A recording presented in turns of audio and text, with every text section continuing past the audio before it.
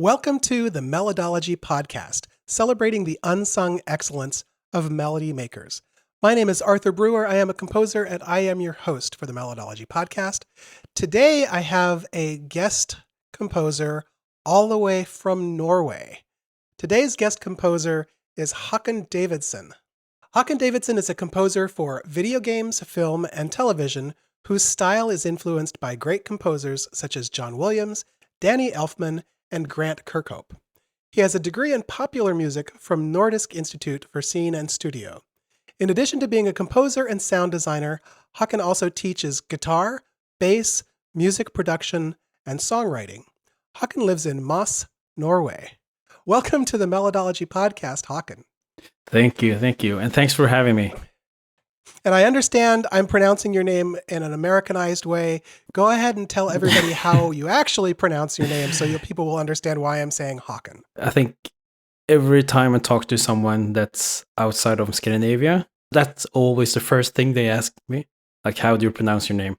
I say Haakon, but I am used to different ways of people spelling the name. So Haakon is fine. Or Haakon is fine.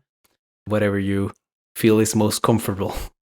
Haakon's closer for me to be able to pronounce it without doing any gymnastics with my vocal apparatus for me.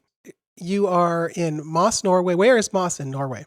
Moss is like 1 hour south of Oslo, our capital. It's a medium-sized city.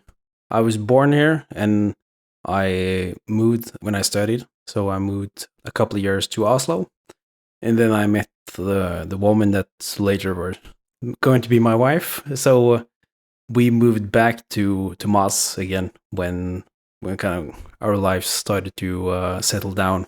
Tell us about your early memories of music and early memories of melody. Yeah, so I tried to think about like what is the first melody that I can remember hearing, and I think I try to think like past kids' music and children melodies and children's songs. And I do remember that when I was young, there were this show called Heartbeat, which is a English show about town in England in the 60s. And it has the song Heartbeat by Buddy Holly as the main theme for the show. I can remember that each Saturday when that show started, like that was like a thing we sang together, the family, when the show started. I think like that is my first like where I really thought about a melody and that what an impact a melody could have on something, because you play the intro of the song and you just recognize it immediately. Yeah, there are a lot of really amazing melodies in television themes, and in that case it was an existing song that was used. That could be an entire series of podcasts alone, just all of the different television themes that are out there. What was your early musical development? So I got a guitar for Christmas when I was 10, and I have been told that I showed like some interest in music. So I think it was my grandma that got me a guitar for Christmas. But I tend to be very interested in something, but when I start doing it, I lose the interest. So I don't think I practiced that much when I got the guitar.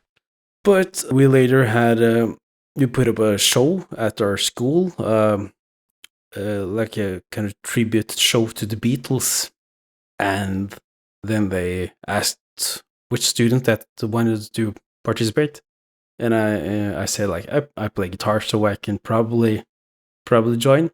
And while doing that, I kind of heard a lot of music that I haven't heard before, and a lot of great melodies from the Beatles.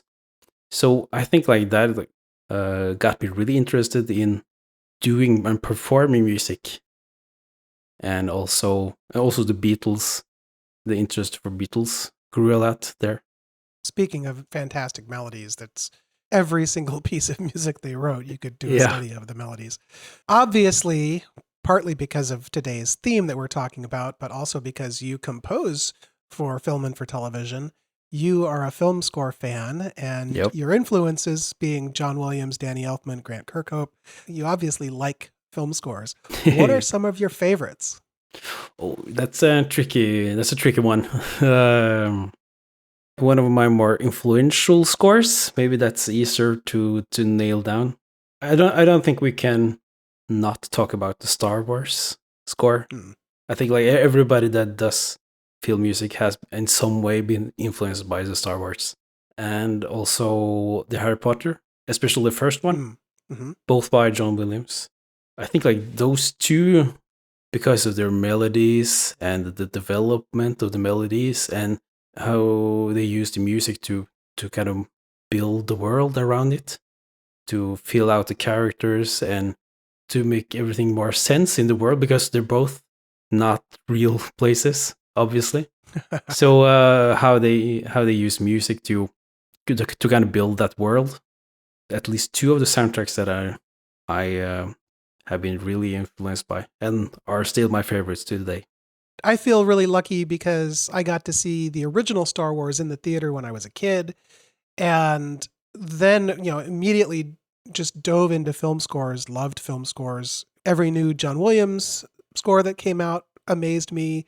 I got to experience really the early days of James Horner, and a lot of the same time there were great scores coming out by Jerry Goldsmith. And then along comes this interesting, very different sounding film score composer in Danny Elfman, who I knew of him from Oingo Boingo, and I knew a lot of his songs that are Oingo Boingo songs and some of his solo songs. And for that kind of rock personality, pop music personality to all of a sudden be doing film scores and to be doing just really amazing, hypnotic sounding film scores, it was a really exciting and interesting thing. And he sounded different from John Williams, even though at the same time he obviously was influenced by John Williams and by other previous film score composers. You can tell by the way he does stuff, but he does have his own very distinct style that obviously was created from all of his songwriting and all of his musicianship before getting into film scores.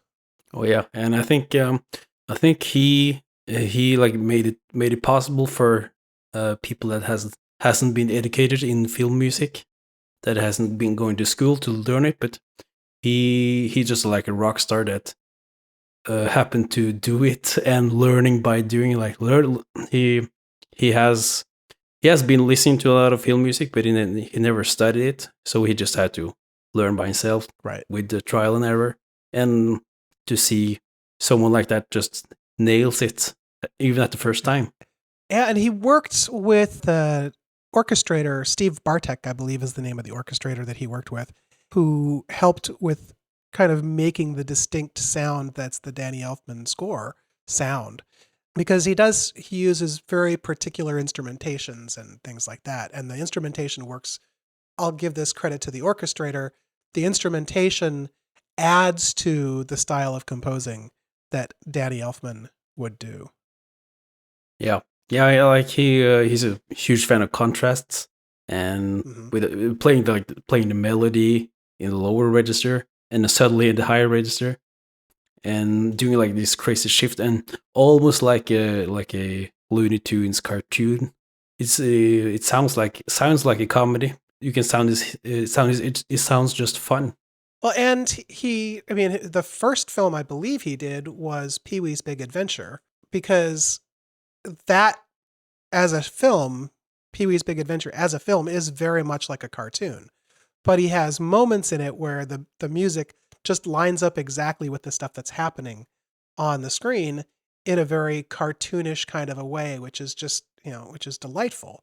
And other films that, that he's really well known for are, he did Edward Scissorhands, which is just a haunting and beautiful sounding score. He's done a number of superhero scores.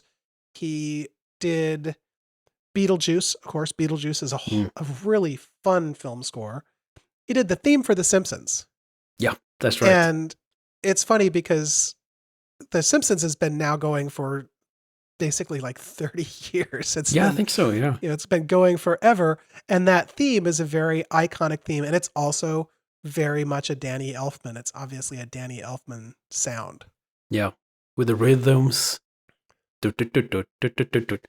Where staccato rhythm and ompa rhythms.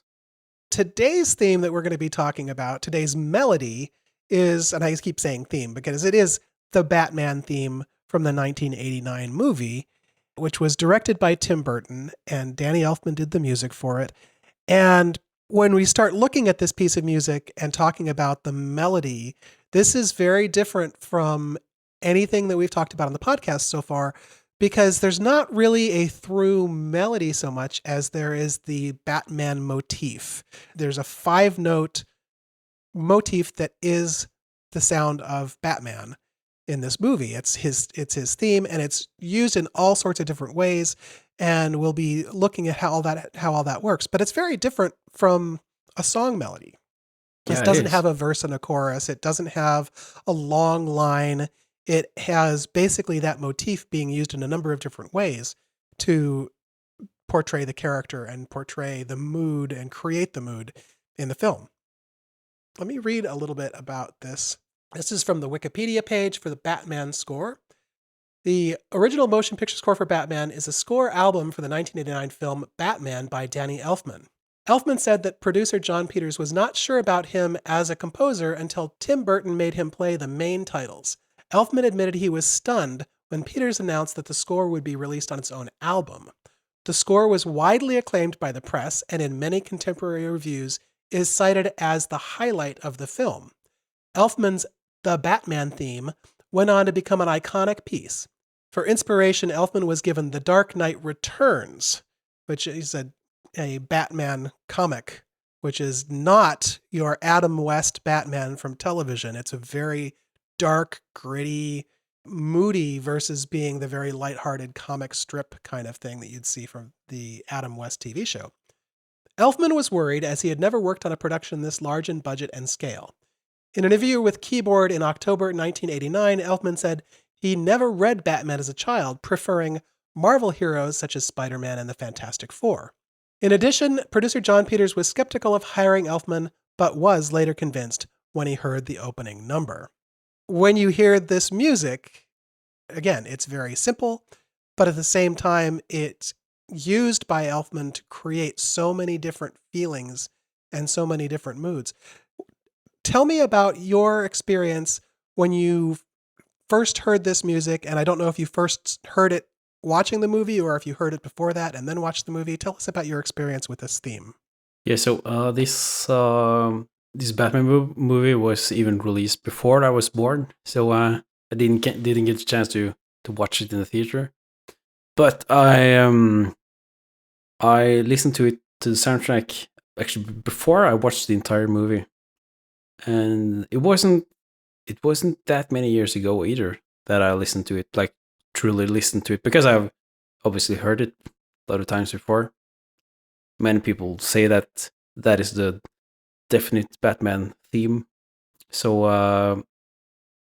I had heard it, but this is like just a couple of years ago. That was the first time that when I really listened to it and took some time to watch the movie too. So I think the first when I heard it the first time, it made it so easy to kind of make my own story in my head while I was listening, because in the movie, the titles are just with the credits rolling, and it doesn't have like any story. But while you're listening to it, you can make your own story yourself. And I think that was the most fun thing about it, because the theme is so short, and he uses it in different ways. And if you know a bit about Batman and like how is he as a character, then it's there was a lot of fun to just kind of imagine how the music could fit in different ways, and seeing how he would rise from the shadows and like glide through the air and fighting against enemies. So that was like my first when I listened to it truly the first time. I just sat there and could like make my own story, and I think that is that I think that is also why the theme works so well, because it is so short and it's been using a lot of different ways. So you're just gonna have a lot of ways to interpret the theme. Right. And when you have basically it's about 2 minutes and something for the opening theme. And when you're talking about really a 5-note motif spread out across 2 minutes, it's going to be something that ends up being memorable. I would say, yeah, for all of the Batman movies that have been created, Danny Elfman's theme is, if you mention the Batman theme, people are going to think of the Danny Elfman, just like with Superman, people think of the John Williams Superman theme. And it is pretty much as iconic for that superhero as, for the superhero of Batman as the Superman theme is for Superman. And it creates a immediate moodiness, an immediate atmosphere that completely sets the stage for what the film is going to be that you're going to be watching. It has moments that are martial and military. It has moments that are kind of emotional and soaring. And the entire time it is tense and gritty and a little bit, I guess, unstable is a kind of a way to describe it, because it starts out basically as a note that needs to resolve. It kind of lands on a chord that wants resolution and then resolves, but even the way that Danny Elfman works the music, he ends up resolving elsewhere half the time when he starts out with a theme in one place. Anything else you'd like to add about this particular theme? Why did you pick this theme? I think it just portrays Batman like how I think of Batman, like a dark superhero coming from the shadows. The people in Gotham doesn't know if he's good or bad, and I think the theme just builds upon that, the mystery around the character and also the background of the character.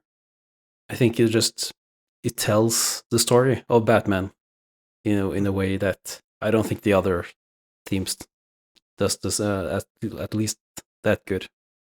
Yeah, and this in my experience with film scores, it's almost rare to have one theme, one motif that's so concise and it's used in so many different ways throughout the thing. I think maybe Raiders of the Lost Ark, that bum ba dum bum. Again, you've got a very small, concise motif that you can use like that. But then there are a number of other, very thematic elements in the Raiders theme that are used throughout. Whereas this is really very much kind of the Batman motif, and it's used in all sorts of different ways. But as soon as it starts to play, that it's about Batman, and that it's referring to him when those notes play. Let's go ahead and take a break, and when we come back, we will take a look at the Batman theme by Danny Elfman. Welcome back to the Melodology podcast, celebrating the unsung excellence of melody makers.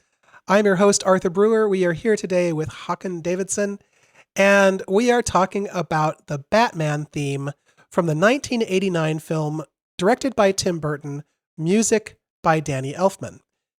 Now, this, again, I had said this theme is different from other melodies we've discussed because it's not really a long line of melody. It's not verse and chorus. It really is a motif that is just being used in a number of different ways in this piece of music. For somebody who's a songwriter, looking at this melody gives you ideas for how you can take a motif that you're using for a song and use it in different ways, because what this really is a motif, a theme that's being used over and over and manipulated to have different ways of working. And it's played at different speeds, it's played at different rhythms, and this is a good way to learn that. For somebody who's a composer who wants to create a piece of music and have a really small amount of material to start with, this is a fantastic example of having a very small amount of starting material and turning it into a larger work. Because it really is just a 5-note motif that Danny Elfman stretches out and turns into a full score. That's right. We are today doing this a little differently. Normally what I do is I use MuseScore and I write out the melody in MuseScore, and then we look at the melody in the MuseScore software. Today we're doing it a little differently. Music Notes is a sheet music company where you can get sheet music that will play for you. It can actually play the music so you can hear it, you can see it, it's interactive. And today we're going to be using Music Notes sheet music for the Batman theme. And this is a little different than we've done on other podcasts and other episodes, because rather than just looking at one note at a time and maybe having the chords behind it, we're looking at the playable sheet music for piano. And this is a pretty good representation overall of the way that the score works with the whole orchestrated score. But it also breaks it down so we can just look at a few notes and not necessarily be worried about what's going on behind. And this theme, the way it's used, it overlaps all over the place, it interacts, and it's changed a lot. So what we're going to do is we're just going to play through and just do a couple measures at a time and look at what it is that we see as we're listening to this and watching this. For folks who are patrons of the podcast, you can see the video of what it is that we're looking at. Become a patron on our Patreon, which is just patreon.com/melodypodcast. And that way you can actually look at the notes and you can see, and sometimes looking at these things makes it a little bit easier to understand what's going on. So let's go ahead and start playing the very, very beginning of the Batman theme. Now, again, this is just piano sheet music, and this is being played by the Music Notes sheet music player. I'm going to stop right there. We've had the theme. Yeah. Just in the first 5 notes are the Batman motif. Tell us your impression of just this as a motif, as a piece of music. I think for me, because I said earlier that kind of this motif is the Batman, because it starts up with a rising minor scale, start from the root and then goes to the major second and then to the minor third. It's just slowly rising up, the same as he would do when he rises up from the shadows, when he approaches enemies, because the enemies can't see him, but he just comes up from the shadows. This is interesting too, because it's a hero theme, but it's in minor. Yeah. He is a dark hero. He's not, like Superman was always thought of as a, lighthearted, upbeat, positive personality kind of a character. He's somebody who you look at for inspiration to be a good person. Whereas the Batman is not necessarily always, not somebody you think of as necessarily always being a good person. He's a vigilante. And he is intentionally the Batman because he wants it to be something that comes out of the darkness and scares people. Yeah, that's a very good point. So if you take Superman, for example, he has superpowers. He has that. He can use superpowers from his own body. But Batman is actually just a normal guy. He's not like superhero because the Faith did that, but he wants to. And people in Gotham doesn't necessarily see him as a good guy. And even the cops in the Gotham doesn't know if he's good or bad. Like he has his contacts, but like the general idea of Batman is that you don't know if he's good or bad. From just a melody writing point of view, we have 2 steps up and then a leap. And because the leap doesn't actually land on the same chord, or it actually goes up and it's the flat 6 that doesn't go up 1, 2, 3, 5. It goes up to the flat 6 and then comes back down, resolves back down to the 5th note which is one of the main notes of the chord that the minor scale is that we're working in here. And literally the whole piece of music is step up, leap, step down. That's really the whole motif. That's all there is to it. Yeah, that's right. I'm going to play through a little bit more. I'm going to play through basically what is the introduction to the theme. And this way, you can kind of hear how the stage is being set. This 5-note motif is just being used over and over, layered on top of itself, creating this kind of tension and wanting to resolve. But this is, listen to how many times this motif is used before we even get to the point where we're really in the theme, as it were, in the actual body of the music. Here we go.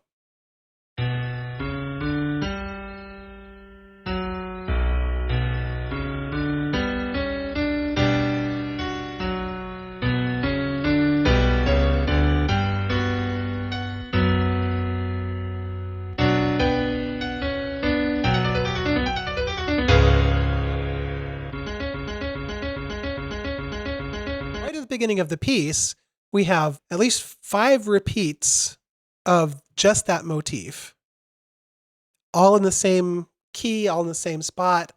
And that's used sort of just kind of to ramp up to the point where we start having this kind of march sound at the beginning of the piece. Yeah, because it plays one time, and then like at exactly when it stops, a new instrument plays the same melody, so it just keeps on rolling. It never stops, and it just creates this huge tension that you don't know where it's going to lead, but it just build up, and just build up on itself. Yeah, and the theme itself, even though, so at the beginning, as we're looking at it here, it's playing in B minor. So you have B, C sharp, D, and then G is the flat 6, and it comes down to F sharp.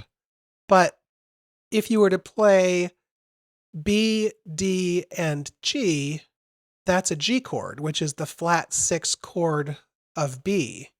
So you have these 2 chords. By playing this melody, you're essentially playing notes that fit in one of these 2 chords. So you're going from flat 6 to minor 1, a major flat 6 chord to minor 1, and kind of back and forth. And that's not a traditional key progression or chord progression. It's generally, usually when you're dealing with more of a traditional classical sound, you're dealing with chords that are a fourth or a fifth apart when you're jumping from one chord to another chord. In this case, it's a major third apart, and that's it. It's a big film score sound. It's used in lots and lots of film scores to jump a third, and moving back and forth between 2 chords that are a third apart is, I guess it's almost a musical trope in film scores. But in this case, it does give this ambiguity as to whether you're in you're starting out very minor. It's on B, but then you've got this kind of major 6th sound, which is optimistic, but it resolves back down to the minor. And then, of course, in this case, in this theme, he resolves, after playing with these 2 chords, he resolves by rising a whole step up. So he actually ends up in C sharp. You're playing this major chord one whole step up. So it's been dark, but it rises up and kind of becomes heroic. And also at this point in the score, it starts becoming a march and becoming military. The speed picks up. It's a fast march.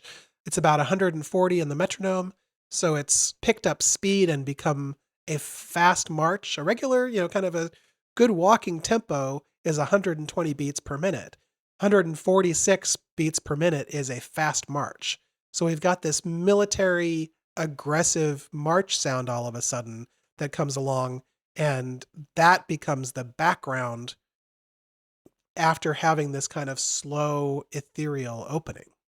Yes, I think you're just nailing what the same thing as I'm thinking as well. It just builds up So I kind of, as I said earlier, that I made a story in my head while I was listening to this, and I think of the intro beginning as something where you kind of see the environment from an enemy's perspective, and they know that Batman is somewhere. He's somewhere in the dark, but you don't know where he is. And then you kind of switch to the Batman's perspective, and then he rises up, and then he goes from the flat six to the fifth, and he kind of lands with his cape slowly and silent. It is very, you can create this picture in your head just from the notes. Yeah, I think it can be also because I know I've seen a lot of Batman things, but I think it's like it builds very well upon that world. It just keeps on continuing tension, and you kind of get nervous because you know he's there. You can feel his presence, but you can't see him. And when it goes to the C major chord, then he reveals himself. Then you can see him for the first time. Like he's a superhero. He's big and strong, but he's also like mysterious, and you know he's yeah, you're gonna have a bad time if you're up against him. I'm going to go ahead and play the whole introduction through the march and then, or through the opening of that march, and then we'll hear how the theme's being used once we get to this new, faster pace in the music.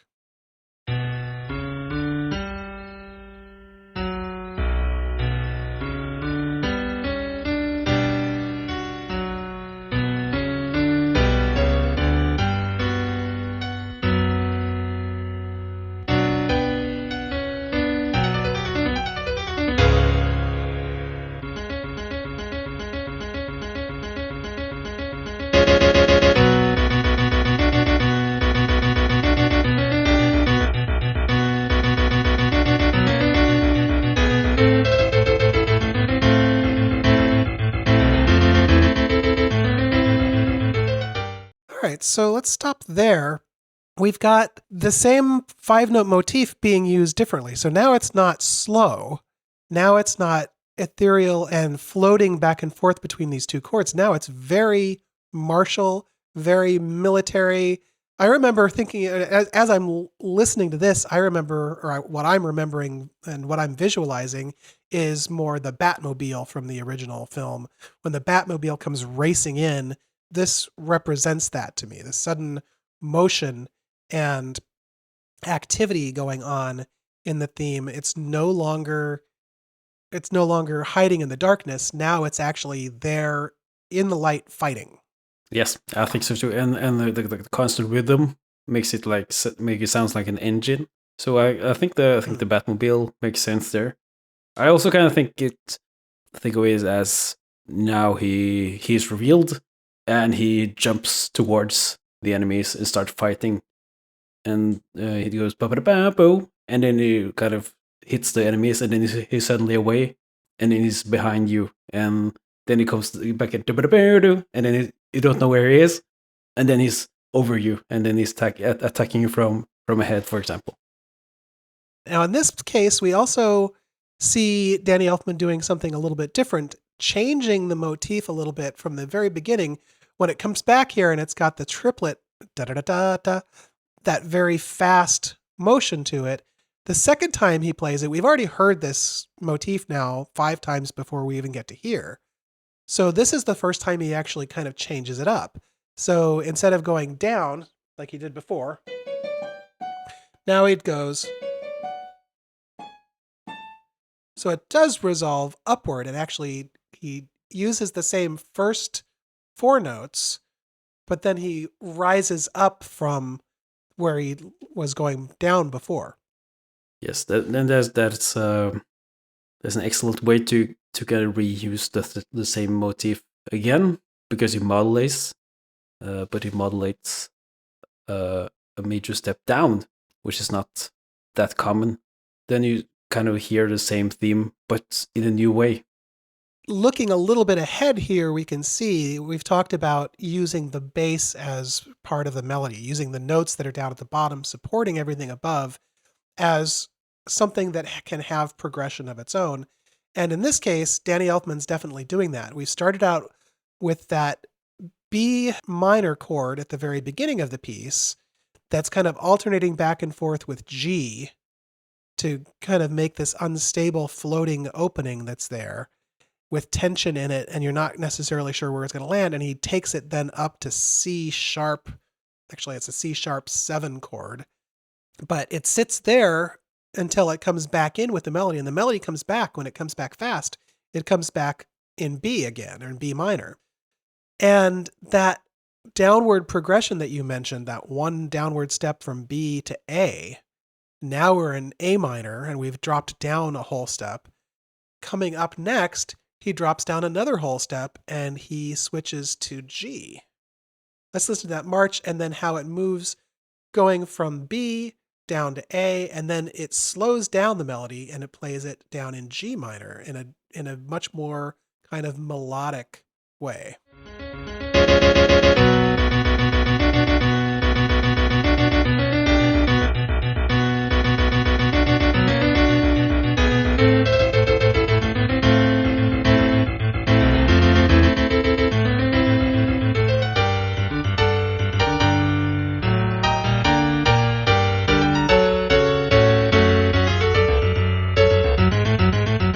What we've got going on here, and this is something else that you mentioned, dropping down the step.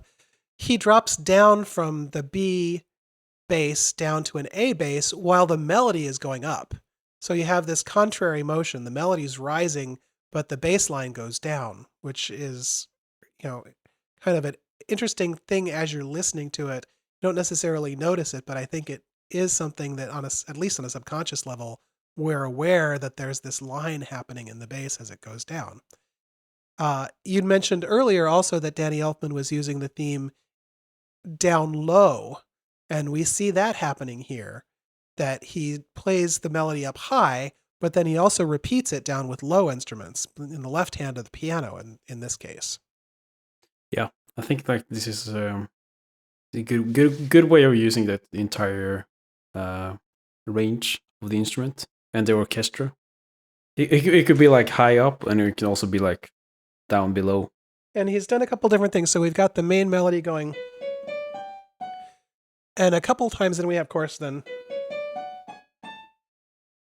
And we then have a couple places where he does do a step down in A, but he also just does as if he's taking that there and an octave up, it rises up again and then drops down another step. So he's doing this.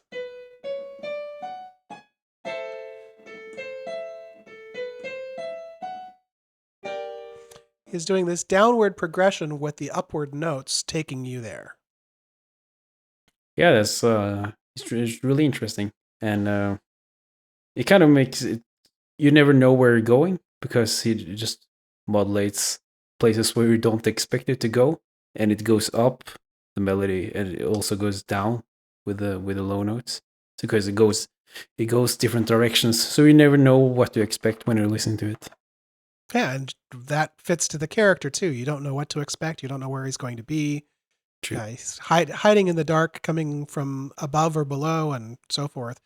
Then we have this slow version of the melody. When we get to the G minor, we've got, and again, that's not actually quite exactly our motif. It's kind of like that part, but he changes it a little bit, and we instead have, which rises up to that flat 6 and comes back down.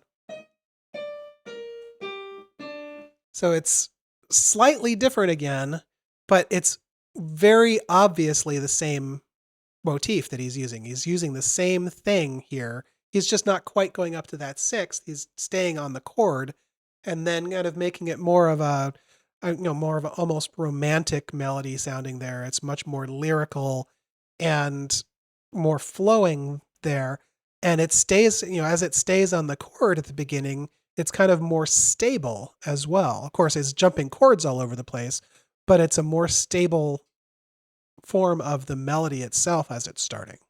Yeah, and I think you can totally hear that it is the same theme, but it's also not the same theme that you have been listening to. Just a good way of variation. You'd mentioned how it represents different sides of his actions and his personality in the movie, and the character, in this case played by Michael Keaton, the character has both this kind of angry, dark, stoic side, and he has the side that cares and wants to be more of a normal person while meanwhile he's got this dark side and this dark life. And I think this kind of starts to represent more of the humanity behind the character. Yeah, I think so too. And that he's a very split person with Bruce Wayne and the Batman, because I don't think he always want to be the Batman, but he kind of has to, because he feels it's his responsible to save Gotham from the trouble it has. And he also, with his parents being killed when he's so young, he can never get over that. So he cannot like become an adult because he's always stuck in the past.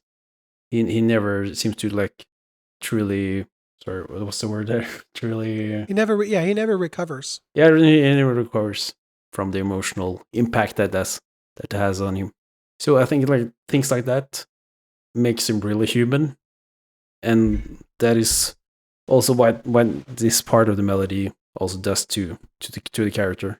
It makes it more romantic and shows him that he has more sides than just being the Batman and being like a tough guy. Right. Well, let's go ahead and keep listening a little bit farther in here. We still are in essentially the very martial part of the piece.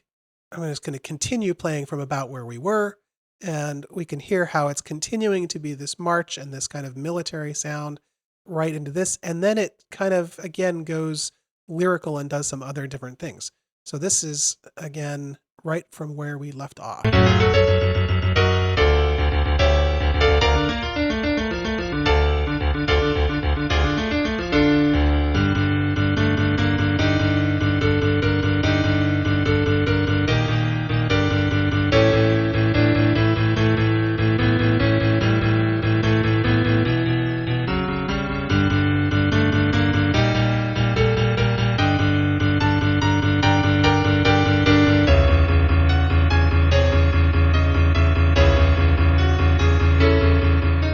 This whole section that we've been going through, we came out of that march and we came back into something. Now I think we've got a combination really of the opening where you've got the moodiness, you're going back and forth on those chords, but you still have a rhythm keeping things going. And it's curious because I think Danny Elfman has basically started at this point, I think he's kind of doing a development. He's breaking up this theme. It starts in a lot of places just being the first three notes. Yeah, I think so too. And it kind of feels like a summary of the entire theme. He tries to sum it up, and you feel it's going to the end. Yeah, and we've continued this, what looks like, in some cases, we continued down from the G, we got down as low as F sharp. He dropped down to D minor with the flat 6 of the D minor being B flat. So he's still doing that minor 1, major flat 6 kind of chord thing going on. But then this next section, it kind of sits in G minor. And when it goes up, it does that one step up resolution. It goes up to A major. That's actually an A7 chord there again. So it steps up a whole step, but it's a major sound, so that you have gone from this kind of dark place up to, more optimistic. And then, of course, because it's Batman, it drops back down to that G minor and continues on the G minor, kind of playing with your expectations there. Yeah, I think because it does the same trick with the using, since we're in G minor now, it goes to the A7. Hmm. When I hear that, like at this part, it feels like that is also the aftermath of the battle. Like Mm. the thing that you heard when you saw him the first time is also the last thing you hear when he flies away. So it's kind of like his way of entering and exiting the scene. Again, we don't actually have like a melody happening, a long drawn out line. It's just kind of gets to the point where it's just repeating those first three notes, ba ba ba ba ba ba ba, with then bringing in the melody itself to kind of give you the kick of having the actual five note motif. It's amazing looking at this and thinking really melodically and thematically, the only thing that's been used is that five note motif or slight variations on it to either make you change key. He stretches it out. He makes the notes longer. In some cases, he makes the notes shorter. But essentially, it's all been just that five note motif. And it's really brilliant, concise material to work with to create this wider theme that we've got. And I also think he made it more simple for himself to actually score the movie because of the short motif is way easier to put in everywhere you want instead of having a long melody that you have to develop. If there's just something in the movie that kind of is very Batman thing to do, then you can just throw that in. Right. Yeah, you just play those five notes. Let's go ahead and play. This is just a little bit before where we stopped and moving into, again, what I think of as kind of we're coming back to the melody really standing out again here.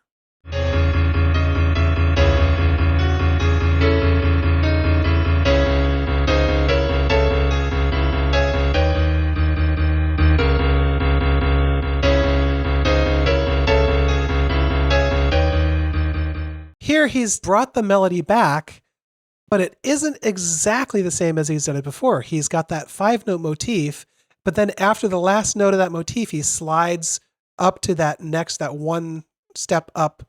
It's an augmented chord here.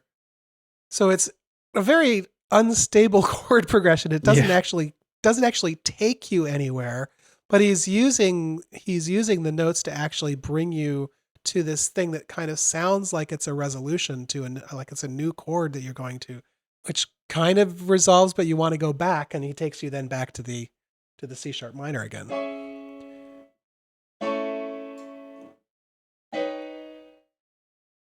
And he repeats that a couple of different times.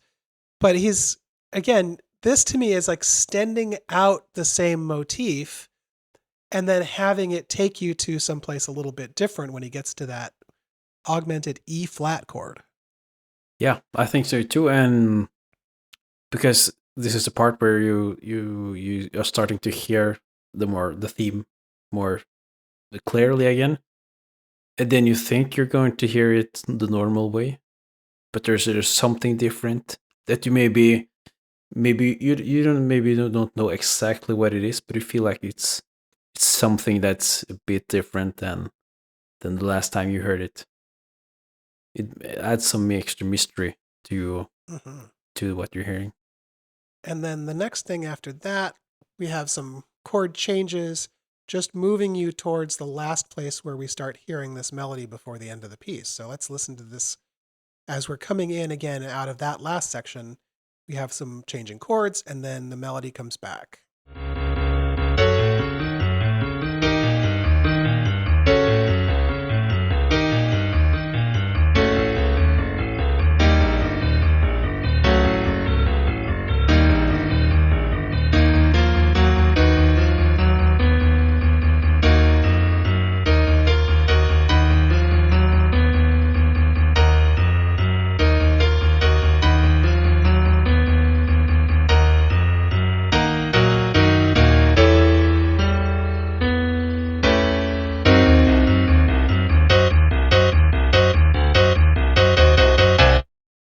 and a very, very Danny Elfman ending there. What I see here is we had that spot where previously the melody was there, but it was shifting slightly at the end. It was kind of combining the whole intro where it's off balance. It's the minor one and the major flat 6 chord, and then jumping up a step. It's kind of doing all of that in one version of the melody when it's doing the melody that goes. When he's doing that, it's kind of combining those two things into one. It becomes more unstable and so forth. But then he comes back to all he's got there in basically the next 12 measures is just that theme. And in addition to it being up high, it's played down low too.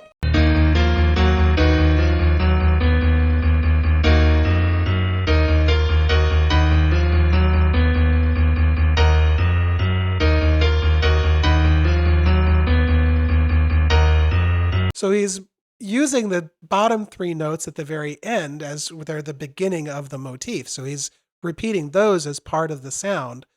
But those next 12 measures are just the main 5-note motif repeating over and over again.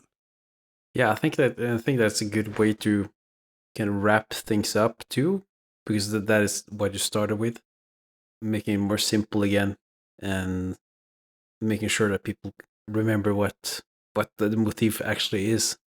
As I said, summarize it up. Yeah, and I think that he's doing exactly that. I think he's started out with this motif, 5 notes, and that's all it is. He's turned it into a march. He's turned it kind of into a more melodic line that is longer rather than being short like the march. He has kind of broken it up so it's just the 3 notes going up, and you have that set up as a motif. That right there starts to become representative of Batman as well, because you don't need to play the whole thing. You can just play. It reflects the rest of the melody. So you've been trained over and over again to expect that, and he's broken it up so you have just those 3 notes. So now those 3 notes lead you, and you kind of can just hear those 3 notes, and in your head you're hearing the whole theme. Interestingly, here he also switched from being in 4, and now he's got it in 3/4 meter. So it's da da da da da. It's really stretched out.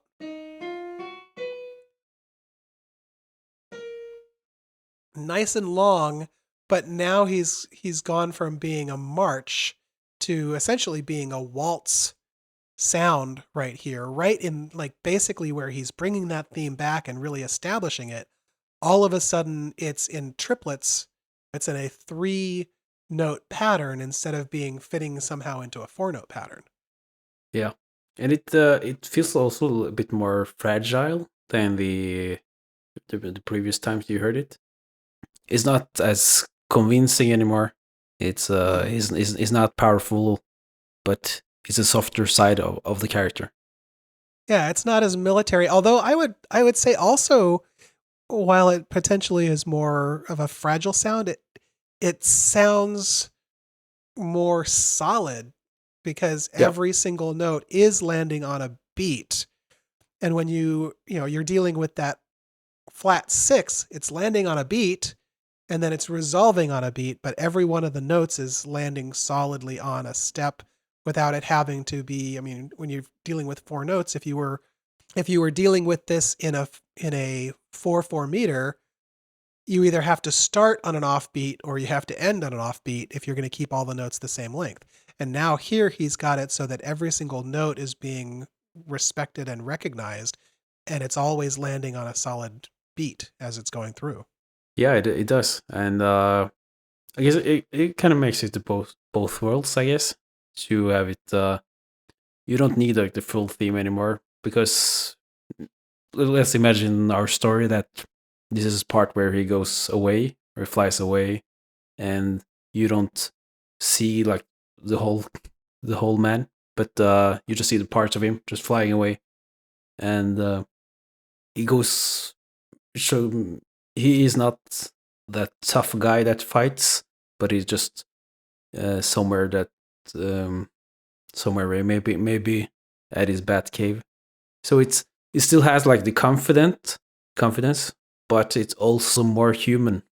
And again, what an amazing piece of music, because Danny Elfman has literally used 5 notes, stretched it out across an entire, in this case, just 2 minutes, but it is for the whole film score. But within these 2 minutes, he has educated the audience on what the main theme is. He's set the mood for the entire movie, between it being mysterious and dark, but also this, this kind of battle, this military sort of sound, and the heroic part of it, but also unexpected, going in directions that you don't expect it to go. And all of this is being done with a 5-note motif that he's used very, very well and very, very concisely, or very, very creatively throughout this short theme of a piece. Yeah, and I think as you said that he trains the audience to kind of know what the motif is, and I think this is a really good way of doing that, because after you see the first part of the movie where this track is being played, then it's just the credits rolling, and it's nothing of a story that's happening, but it's just a perfect place to let the audience know what the theme is, and to prepare them so that when they're hearing that motif again, it's the Batman motif. So Right. you don't have to wait until somewhere later to the theme to be revealed. Also, in this case, and this is something that we've talked about when we were talking about film scores on the podcast, the editing process now has made it challenging for composers to create long melody lines, because the actual visuals can be edited very, very quickly at the very last minute, and things can be shifted all over the place. Whereas it used to be, the film was film. It had to be cut and taped together, and it was a long time to edit different things together. So you'd edit it, and then you'd put the music to the edit. And now, with the ability to go in and just grab a frame later or stretch something out a couple seconds just on the fly with a computer, the idea of having music that fits is it's harder to do for a composer, which is why you have a lot more music where there's emotional, what I call emotional wash, where there's the emotion of the music is there without necessarily having a melodic line, and definitely without trying to have the melodic line hit certain things that are happening on the screen. And with a 5-note motif like this, you could still manage to have those hits happen. And if you're dealing with something where you have this key that's in a kind of an established key, you could even edit in fairly, relatively easily, probably edit in a motif like this to have it fit in a spot where you had to change the length of the scene because you edited it very quickly. So it's a concise motif rather than having it be long and melodic, but it's identifiable, and it's something that you could use in basically, even nowadays, taught you to think of 3 notes. You only need to have 3 notes or that 4th note, and you've got the hero's theme happening. Yeah, with the technology today that you can edit a scene like over and over and send new versions the entire time, then I think a lot of composers are a bit afraid also to do too much, because that scene is probably going to be edited anyway. So you don't want to spend too much time making the music fit exactly to the scene, because it could be that the scene is going to be changed later. So having something this short is way easier to just put in wherever you want. You can place it just before something happens, or when something happens, or after it happens. It's easier to move around as well, even if it's just 1 second front or or pushing it back, then it's easier to place it. What a cool theme. Thank you for picking this. I hadn't necessarily really ever looked at this as a melody before. I knew the Batman motif, but I never really thought about the whole piece and how it really is it's a solid piece of music, even though it doesn't necessarily have one long melody that runs through it. And in a very classical composer kind of way, he took a tiny motif and turned it into a work. Yeah, I think it's like a great piece of music, and the way he is able to develop the motif and to keep it interesting for 2 minutes with 5 notes. I think that's something that we all can learn something from. Yeah, and to make it have different emotion in different ways that he uses it. Yeah. It's very impressive. Yeah, and also this motif is being used throughout the movie for different things as well. Even with the love scene, it has the same motif, but just in a different context. So I think it's a great way of using it. And it was used in 2 movies as well. It was also used in the Batman True. Returns with a whole bunch of other characters, but you still had the same heroic Batman theme, the same dark hero kind of a theme. Well, let's take another break, and we'll come back and we will listen to some music that you brought for Show and Tell. Welcome back to the Melodology podcast, celebrating the unsung excellence of melody makers. I am Arthur Breur, your host, and we are here today with Haakon Davidsen, composer of film score music, game music, television music. You have brought a piece today called The Midnight Guardian. Tell us about this piece of music we're about to listen to. So, like you said it like in the very beginning that I was inspired by Danny Elfman.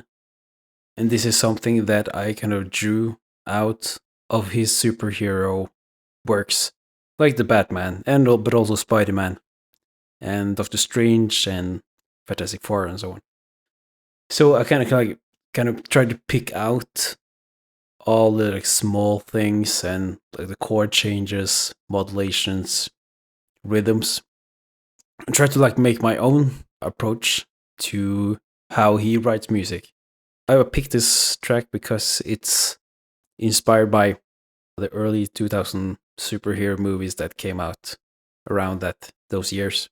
It's not something that kind of I wanted to make something feel heroic but also powerful. That was my idea behind it. I can say you've succeeded because I haven't heard it, but let's go ahead and listen to it, and I think our listeners will agree. Here we go.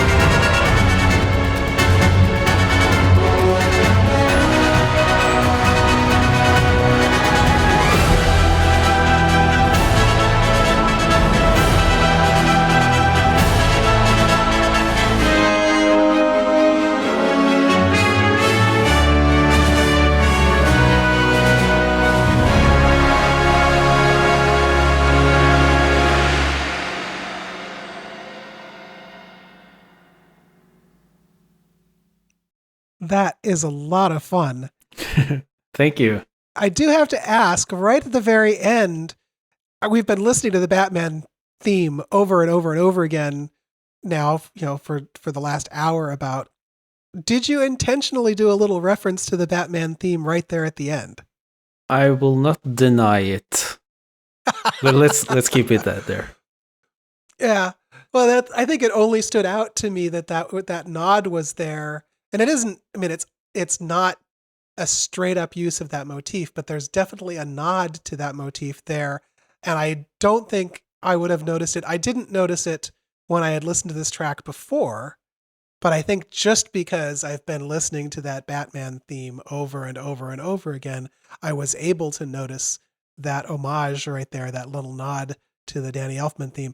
It does what I love with film score music, that you can have all of these different emotions happening one after another, and they do create a story in your mind. As I'm listening to this piece of music, I'm imagining a character who is a superhero character, perhaps similar to a Batman character, and imagining, oh, he's in trouble here, and oh, he's just succeeded here, and oh, they just got out of trouble and now they're flying away or something like that. And you can envision all those things in your mind, regardless of whether they're being used in a scene or not. You can create this own adventure in your mind. Now, I love with a film score, when you have, for example, the Batman soundtrack, you can listen to that after having watched the movie. And there are scenes where you listen to the music and you picture the scene exactly the way the music and the scene line up, and you can watch the whole movie over again in your head. But in a situation like this, where there's no scene behind this music, your imagination can create anything you want it to create. And the music that you created here does a really good job of taking the listener on a journey like that. Thank you. It's that was my intention as well. That I think creating your own stories, even though if it's like a familiar theme or something, creating your own story while you're listening to it is like that's half the fun of listening to music, because it can take. I think it's like reading a book that you're creating the visuals while you're reading, so you just have to imagine, come up with things like how it would look. And also with music, that it is up to you. How do you think it will look, and what could this represent? What could that represent? So I think I wanted to, since you mentioned the Batman, I wanted to create like something that feels very superhero, like very heroic, but not that you can listen to it and think of superheroes, but you will not think of anything specific. A couple things that I noticed listening to the Midnight Guardian track is you do have some Elfman sound in there. You also have a lot of other influences. I can hear Hans Zimmer. I can hear Harry Gregson Williams. I can hear Alan Silvestri in there. I can hear all of that, but it's not as if it's a pastiche of those things. It's a very nice, solid piece of music that is reminding me of those other composers. And I think it's good representation of what it was you were going for to create this music. And it does really well as an element in the genre. Are you primarily doing game music right now? Yeah, that is I would say like that is 90% of what I do, or from like the music work that I get paid for is mostly video games. But I am in the final stages of scoring a movie now. So I just have to finish, like, I think I have 2 scenes left, and then I'll be done with a full length movie. Thank you. It's been a ride, to say it at least. Now, you're credited with another film score on IMDb, I saw. Yeah. Translated to Cabin Crazy, I think, in English, but I'm sure that it's not an English movie. Tell us about that. It's Norwegian. No, it's that was I think it was released in 2019. It's a horror movie about, of course, a group of young people that are going to a cabin, and then time starts disappearing, and you're wondering who is killing the characters. But it's more focused on the emotional response of the character when someone you love goes away. It's not that much of the horror and the killing and the gore, but it's more of seeing how people react when their friends are getting killed. So it's very similar and very different writing music for games and for film. In a film, you have music that's, again, with the editing process now, you've got a lot of music that needs to be able to kind of wash and adjust, have something that happens that doesn't necessarily line up with exactly with a particular beat in the music. And in video games, you can potentially have somebody sitting, waiting, doing nothing while they're in a spot where you have music playing. So I would think it's a huge challenge to create music that doesn't become monotonous. How do you create the music that you're doing for games, and how do you keep in mind the idea of something that's going to be continuous as well as being interesting? That is the difficult part. No, I think yeah, as I say that there's parts where you're probably gonna play, or maybe not gonna play, but you're just gonna, let's say if you put down the controller and you have to make some food or answer a message, then you're still gonna hear the music, and it could also be like you have an area that has music, and you have a similar area, but it needs to be different still. That is also like the second thing that's hard with things you mentioned. I think that I try to think like, how would the main character respond to being to that area? And for example, if you're in the castle, then you're probably gonna think of instruments that would connect better to inside the castle than outside the castle.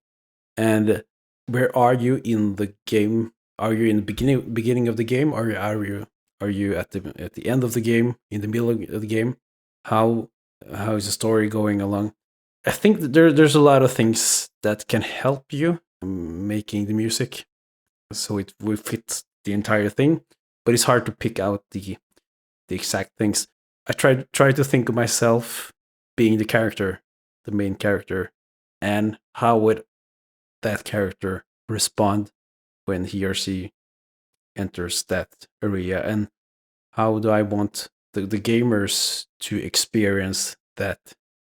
I usually think a lot before I start, and think what instruments could I use for this, and what are the reaction from because you're reacting to it as a gamer and also as the character. So I try to combine those two things.